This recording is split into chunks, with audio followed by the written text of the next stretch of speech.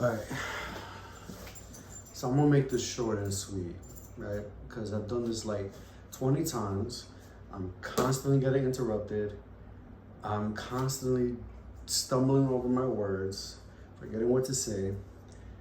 I feel like I don't even have a point of what I'm trying to say. This is more of like a video diary of this moment in my life where books are saving me. You know, I'm going through a lot in my life right now, and this is part of it. I'll probably get to that, but it's hot. Yeah, so this is like a video diary, I guess, that I want to record, mainly for myself, but also if someone just so happens to stumble upon this video and feeling the same way, that they may get encouraged as well to, you know, keep reading. But I wanted to get straight to the point and say that in the year of our Lord,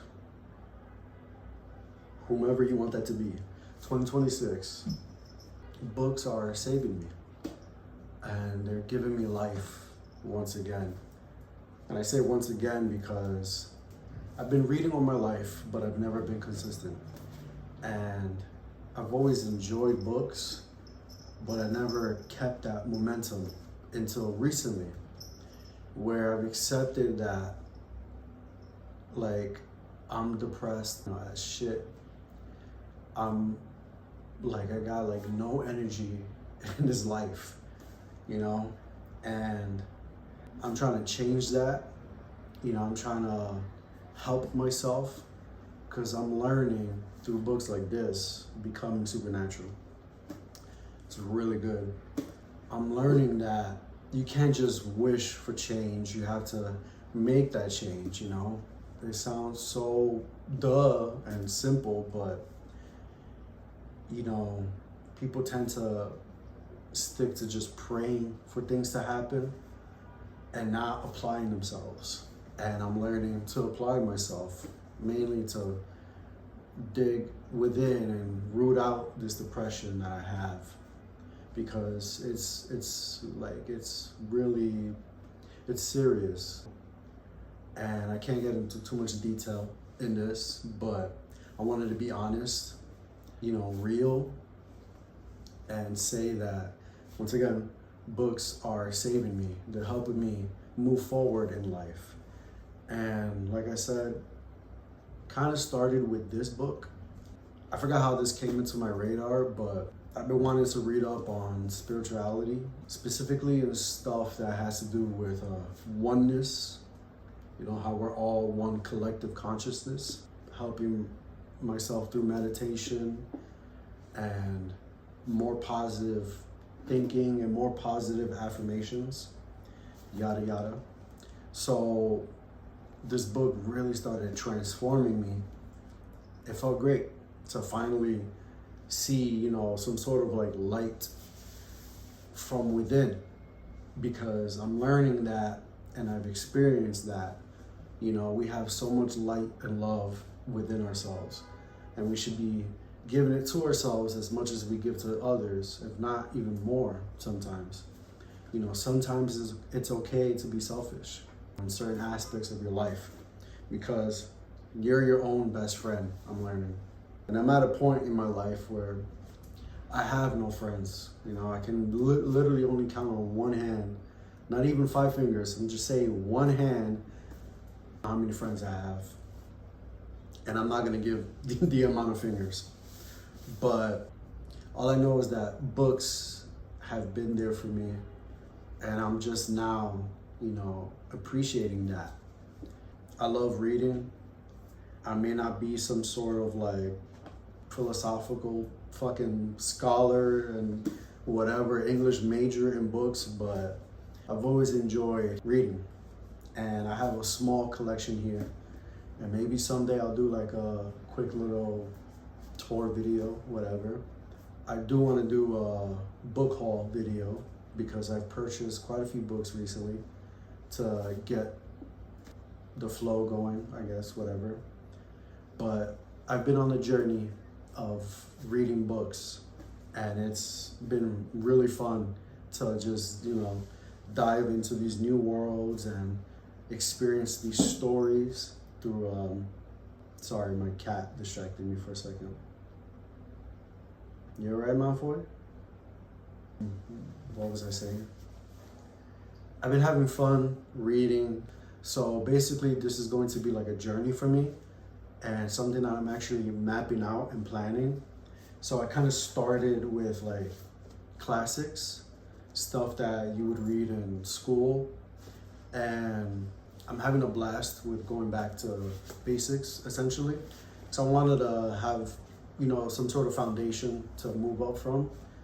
And the reason why I'm doing it like that is because I'm trying to tackle more like hefty books, you know, Crime and Punishment, Lonesome Dove, and yeah. So I started out with some very iconic books, you know, The Catcher in the Rye, followed by Fahrenheit 451. I definitely want to review these, something light. I had a blast, you know, reading these two specifically. And Catcher in the Rye like blew me away.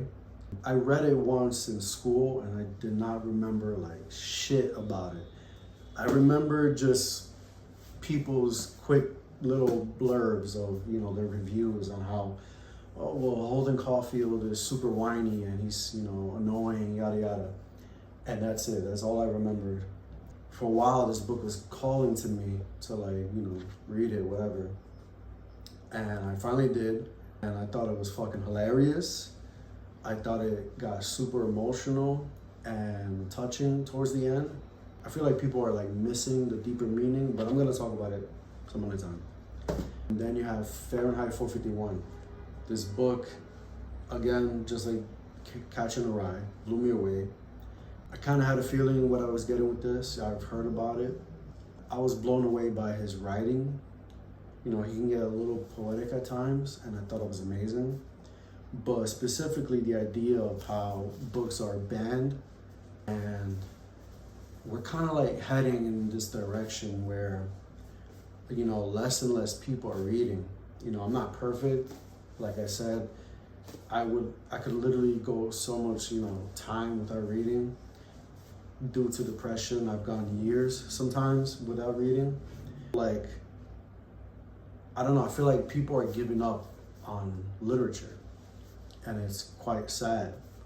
The part that stuck with me the most in this book, and I'm also gonna probably do a separate video, but the idea of that it gets to a point where people have to memorize books, even if it's just, sorry if it's too loud.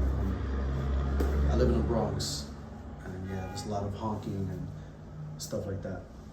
I hope you guys can hear me.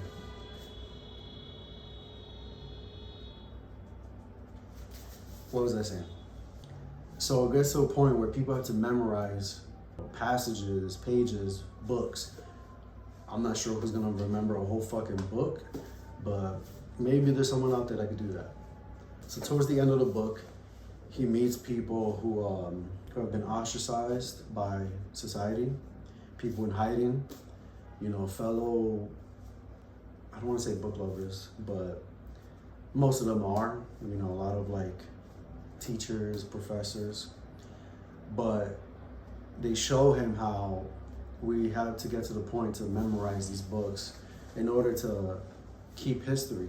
And it just reminds me of reading in general and storytelling in general and how important that's been for mankind since the beginning. And it reminds me of me, and why I love this so much is because I love storytelling. I love all these wild ideas being placed into these pages. I think it's awesome to experience thousands and thousands of lives separate from yours and feel like you're there. It's super fun. One of my favorite experiences, right here, I'm wearing a shirt called Uzumaki. I mean, this manga is one of my favorite things ever. Personally, I love horror, and I mean, what can I say? If you haven't read Uzumaki, please do yourself a favor. one of Junji Ito's best books, and I want to buy more. Hold on. Part of the reason why I love horror is because of this book right here. When I was a little kid, my mom put us onto this, and basically, to be honest, this is one of the books that started my love for reading as a whole. And it just so happens to be based off of ghosts, right, and horror. So that was like a 2-for-1 special for me. I was like, yo, reading's awesome. Yo, I love getting scared. Oh my God. Let me show you. Like, this shit is no joke. Like, even to this day, I can look at this and be slightly creeped out. For example, I don't know if you can see it, but this artwork, I mean, it's terrifying. Look at that fucking girl. Look at her eyes. Look at their eyes. Like, I died, that was me, you know, in his shoes. But ever since then, I've always loved horror, you know, whether it's video games, movies, books. I love horror. And like I said, this is one of my favorite pieces of media in general. Stories in general. And another one of my favorites, The Lord of the Rings. It's such a beautiful copy. I've seen the movies when I was younger. I didn't remember much, but I had to like redeem myself. I bought this book, I believe sometime last year, and I read it. And I used the audiobook by Anywayyyssss, I believe that's how you say his name. And one of the greatest experiences, one of the greatest stories ever. It was the first video I posted. And just like the other book on spirituality, imagine reading these two things side by side. Like, wow, like life-changing.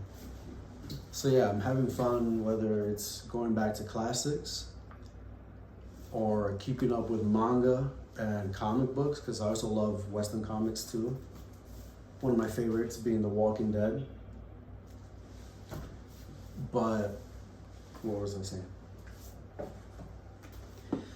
I forgot what I was trying to say. I'm having fun. I'm having fun reading again. And I'm having fun keeping up a momentum. And my life is kind of like, you know, I mean, this is probably the lowest point I've ever been in. You know, with such a lack of like-minded people in my life and my own job being kind of crazy. So this is a fan thing from a union organization.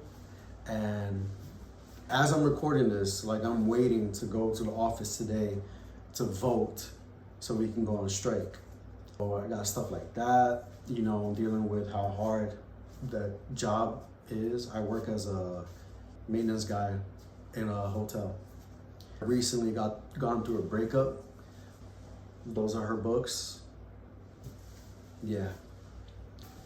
So I recently read this last night actually. I reread this last night. And if you know what it is, if you know, right? This is one of my favorite stories as well. And it's in comic form, which is really cool.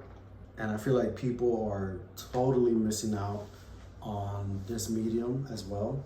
People are sleeping on comics in general, stuff that isn't manga. I know manga is basically comics, but anyways, this story specifically like touches me and impacts me a lot because personally I can relate to the heartbreak in it. You know, the questions, the anxieties, the doubts on one's sexuality and identity. It's really like hard topic for me to speak about, and I feel like I should have gotten my answers long ago, but I'm still questioning certain things and going through that.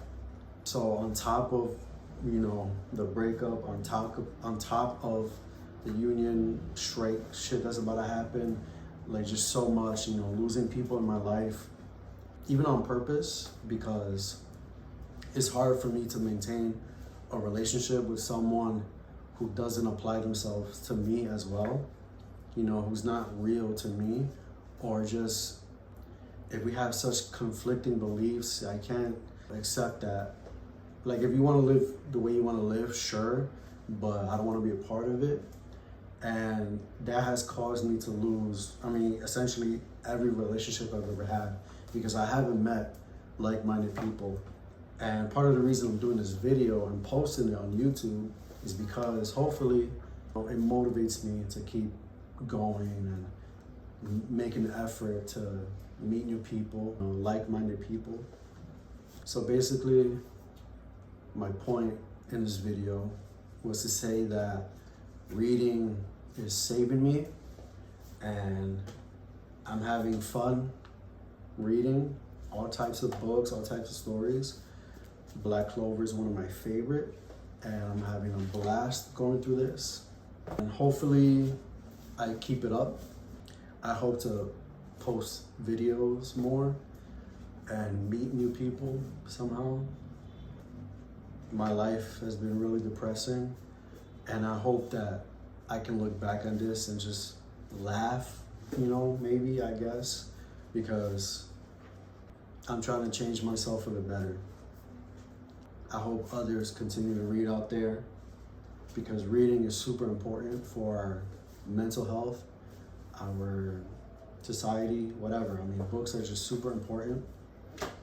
And yeah. Bye.